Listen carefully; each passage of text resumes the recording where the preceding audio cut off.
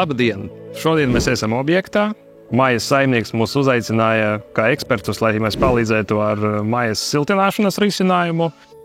Projektā arī paredzēts veikt pamatu hidroizolāciju un siltināšanu. Šajā video mēs aplūkosim, ar kādiem Weber materiāliem varētu nohidroizolēt pamatus, kā arī redzēsim hidroizolācijas iestrādes procesu. Šajā objektā mēs izvēlējāmies veikt hidroizolāciju tieši ar Latvijā populārāko Weber hidroizolāciju Weber TES 915.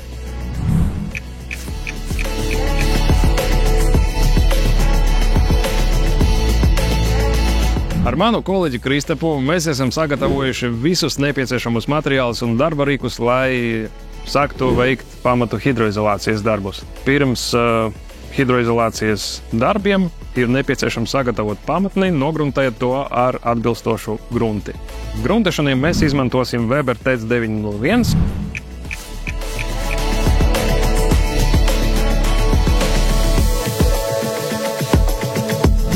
Kā es teicu, materiāls ir koncentrēts. Lai to sagatavotu, ir nepieciešams viņu atšķaidīt ar ūdeni.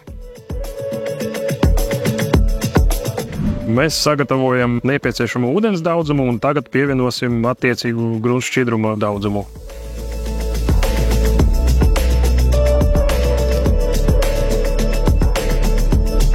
Dažreiz objektos mēdz būt situācija, kad mums nav par ok gruntešanas šķidrums.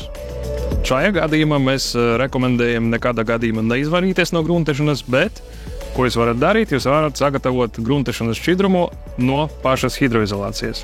Attiecīgi mēs ņemam tīru ūdeni un pievienojam tai hidroizolācijas masu. Un tāpat arī samaisam.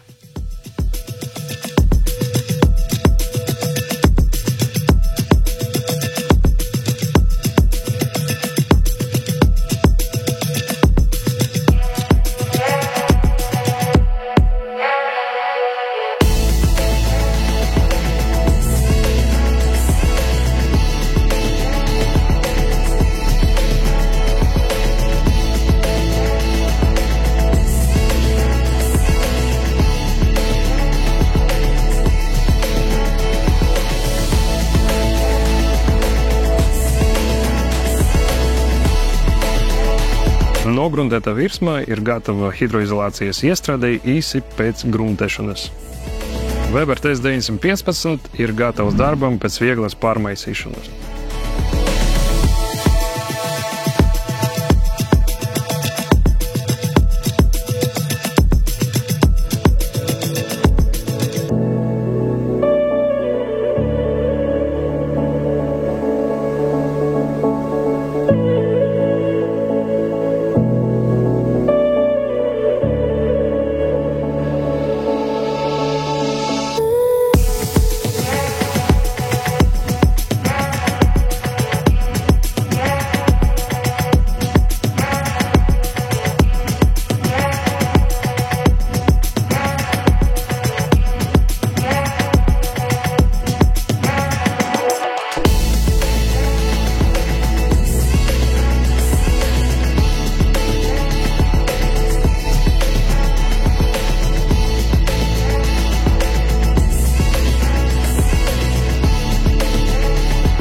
Lai objektā kontrolētu hidroizolācijas žūšanas procesu, mēs veidojam pāraugu. Blakus esošai hidroizolācijai uz nelielas pamatnes iestrādājam hidroizolācijas kārtu. Šo pāraugu mēs atstāsim žūt tieši šeit pie iestrādātas hidroizolācijas, un pēc šī pārauga mēs arī vērtēsim, vai hidroizolācija ir nožuvusi vai ne, lai nebojātu esošo hidroizolācijas slāni. Pēc hidroizolācijas iestrādes mums vēl spainī palika masa. Mēs varam nosegt šo masu ar plēvi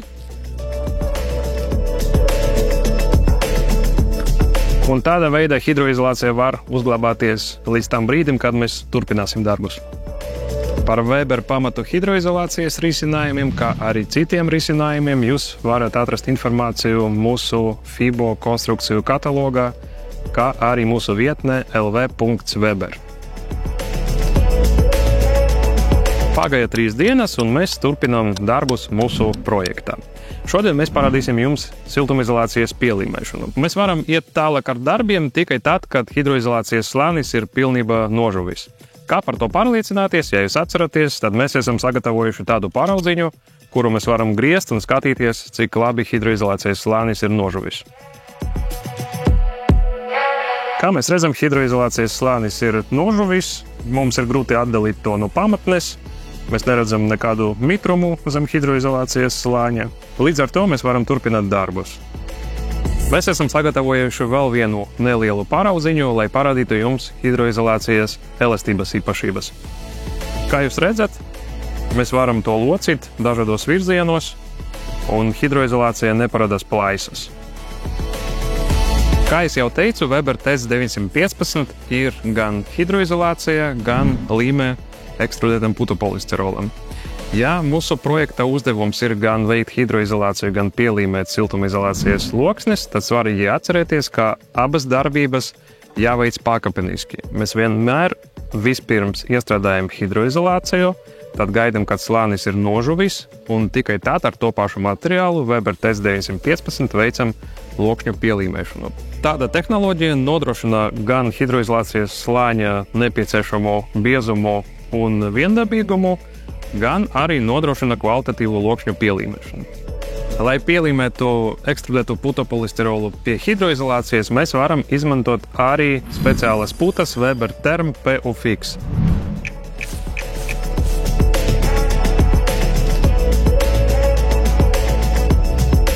Gadījumos, kad pamatne nav pietiekami līdzena, mēs varam izmantot siltumizolācijas pielīmēšanai poliuretāna putas Weber Therm PU Fix. Parasti cementa javas nevar izveidot labu saķeri ar bitumu, tāpēc mēs izmantojam speciālas putas. Ir svarīgi uz loksnēs ar putām izveidot slēgtu perimetru un izveidot dažas saķeres vietas loksnes vidū.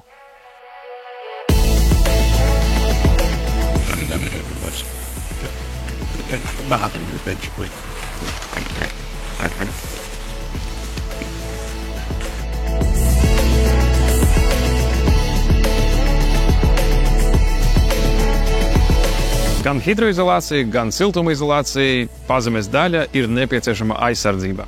Kad visas siltumizolācijas un hidroizolācijas darbi būs pabeigti, mēs rekomendējam iestrādāt speciālu membrānu Weber SIS 983. Šī membrāna pasargās mūsu hidroizolāciju un siltumizolāciju pazemes daļa no bojājumiem, koku saknēm, no krūmu saknēm, kā arī nodrošinās teicamu drenāžu cokola zonā. Mājas būvniecība un atsevišķi hidroizolācijas darbi nav vienkāršais uzdevums. Tieši tāpēc, lai to atvieglotu, mēs esam rādījuši FIBO konstrukciju katalogu, kuru jūs varat atrast mūsu mājaslapā lv.weber.